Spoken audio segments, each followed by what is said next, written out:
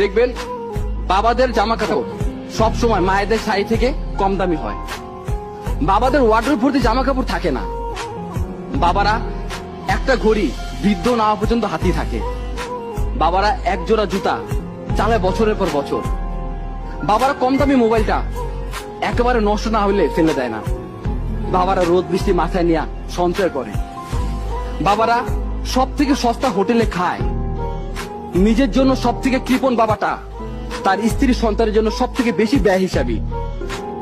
বাবারা একেবারে বাধ্য না হলে কখনো না বলে না। বাবারা ভালোবাসি এ কথাটা বলতে জানে না, করতে জানে। পৃথিবীর সব পুরুষ খারাপ, সব জন্মদাতা খারাপ, কিন্তু একটাও খারাপ বাবা নাই।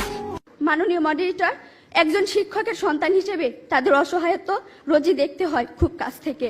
মাননীয় মডারেটর, গত ঈদে আমি যখন একটি ভালো পোশাকের জন্য কান্নাকাটি করছিলাম, তখন বাবা আমার হাতে কাগজ কলম ধরিয়ে দিলেন, আমার দিকে ছুড়ে দিলেন একটি গাণিতিক প্রশ্ন।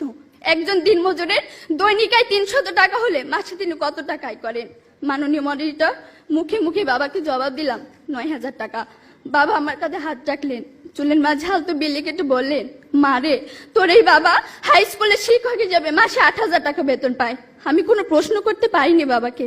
লজ্জায় বাবার মাথাটা নিচু হয়েছিল। পৌরাত্বের দ্বার প্রান্তে দাঁড়ানো বাবার বয়সী চোখ হতে খসে পড়ে জল।